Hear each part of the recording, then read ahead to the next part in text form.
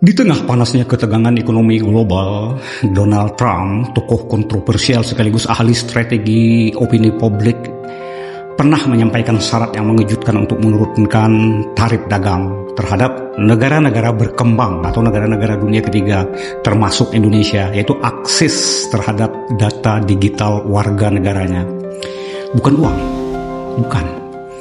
bukan pula konsesi politik, bukan juga, tapi data rakyat kita. Bahaya ini bukan isapan jempol ya, ketika mata Tuhan dalam tanda kutip akan segera mengawasi penduduk Indonesia secara kasat mata. Data-data ini akan dimanfaatkan, akan diolah oleh perusahaan-perusahaan asing yang memiliki sharing atau memiliki affiliate lah ya terhadap ruang simpan dan proses data besar yang memiliki teknologi, misalnya Amerika Serikat, Israel, dan sekutu-sekutunya. Jadi seperti apa sih sebenarnya undang-undang data privasi Amerika? Kita tidak pernah tahu. Siapapun yang tidak menyadari dengan siapa saja Trump berafiliasi dan bagaimana dia memenangkan pemilu berkat data informasi yang dia kumpulkan, dan bagaimana indikasinya dalam meluaskan jangkauannya bukan hanya terhadap Amerika ya, tapi dia terang-terangan mengincar data pribadi rakyat di seluruh dunia, di negara-negara lain di luar Amerika. Well, kita bicara tentang perilaku politik dan etika yang rapuh di dalam politik itu. Meskipun demikian, Amerika tentu saja menyadari misalnya betapa pentingnya melatih AI menggunakan data besar demi mempertahankan keunggulan mereka di masa depan untuk menguasai dunia. Dan kita tahu ini adalah persaingan yang sangat penting ya dan menentukan. Tapi data demi sains dan ilmu pengetahuan itu berbeda ya, memiliki prinsip etika yang berbeda maksud saya. Sementara di dunia politik terlalu banyak batas abu-abunya dan sering sekali disalahgunakan. Apalagi dengan politik perdagangan berbasis transaksional agresif seperti yang ditunjukkan oleh Presiden Amerika Serikat tersebut. Ini sangat jelas ya indikasinya.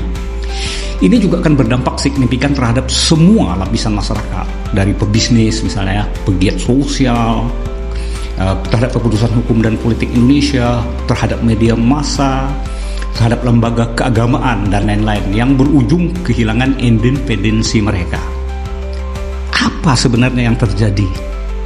Itu yang harus kita pertanyakan ya, terhubung dengan data ini. Kita harus sadar, pemerintah Indonesia bisa saja menandatangani perjanjian ekspor dengan tarif rendah, itu sangat diapresiasi. Tampaknya memang seperti menang, namun dibalik semua itu platform asing, terutama asal Amerika Serikat, justru mendapatkan kendali sistematis atas perilaku digital, perilaku psikologi sosial, dan opini publik warga Indonesia.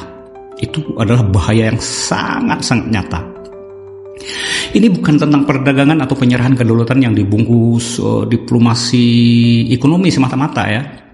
Coba bayangkan ini, platform-platform asing tahu kapan rakyat kita marah, kapan rakyat kita takut, atau kapan mereka kecewa. Mereka dapat mengeksploitasinya dengan sangat mudah. Mereka juga tahu siapa yang berpengaruh, siapa yang rapuh, siapa yang bisa diarahkan. Mereka juga dapat mengeksploitasinya dengan hanya sekali menekan tombol algoritma. Bayangkan itu ya.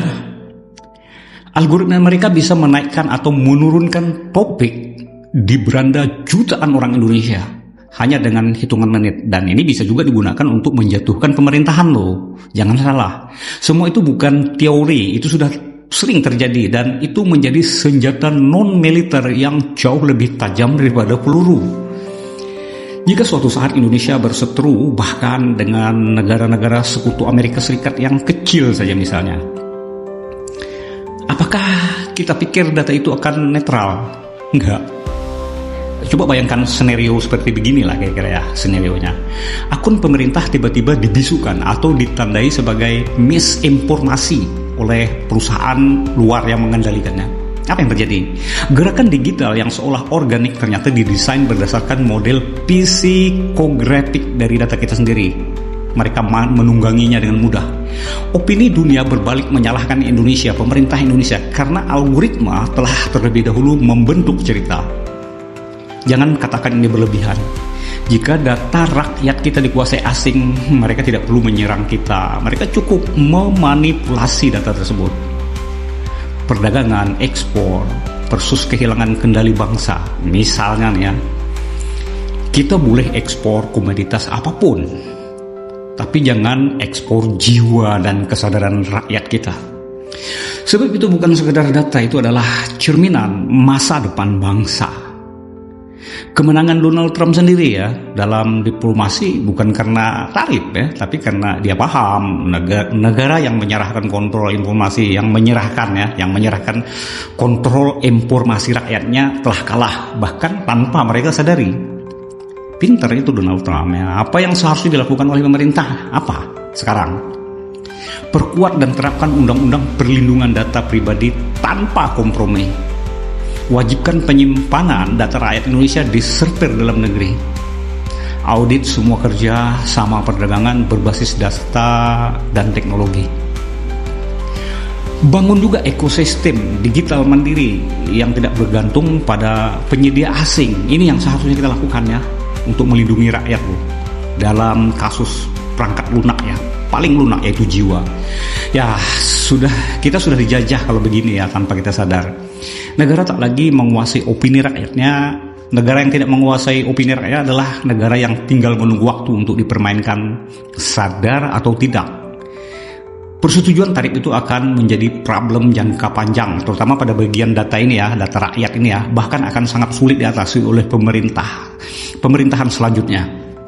Setidaknya dalam hal ini ya, walaupun saya ini bukan orang pintar, orang bodoh memang ya, telah memberikan peringatan melalui konten dan tulisan saya ya mengenai hal ini. Maka sekarang pertanyaannya, apakah kita akan dijajah? Bukan tentang apakah kita dijajah, melainkan apakah kita telah dijajah diam-diam dan sebenarnya kita ini belum sadar gitu ya. Nah, pertanyaan yang paling banyak ditanyakan sebenarnya saya kumpulkan dari data, mengapa data pribadi bisa dianggap lebih berbahaya daripada senjata? Itu pertanyaannya. Karena data memungkinkan pihak luar memahami dan mengontrol perilaku kita secara sistematis. Ini yang berbahaya, secara sistematis. Termasuk keputusan politik, ekonomi, masyarakat luas, termasuk kaum agamawan pun sekarang dikontrol. Apakah data rakyat Indonesia saat ini aman? Itu pertanyaannya ya. Sebagian besar data rakyat Indonesia disimpan atau diproses oleh perusahaan asing ya, tanpa kontrol dan audit nasional. Harus diakui dengan jujur nih, data tersebut rentan disalahgunakan. Terus apa yang bisa kita lakukan sebagai warga negara? Sekarang terpulang pada kita. Kita harus mendukung regulasi perlindungan data. Kalau kita perlu mendesak pemerintah, gunakan layanan lokal yang etis ya, dan sebarkan kesadaran tentang pentingnya kedaulatan digital ya kan. Digital itu sekarang banyak sekali menyimpan data pribadi kita. Oke, cukup sekian pertemuan kita kali ini ya. Jika dirasa saudara-saudara merasa ada kekurangan atau kesalahan pada konten video ini terutama ya, silahkan dikoreksi di kolom komentar di bawah video ini. Sampai jumpa lagi.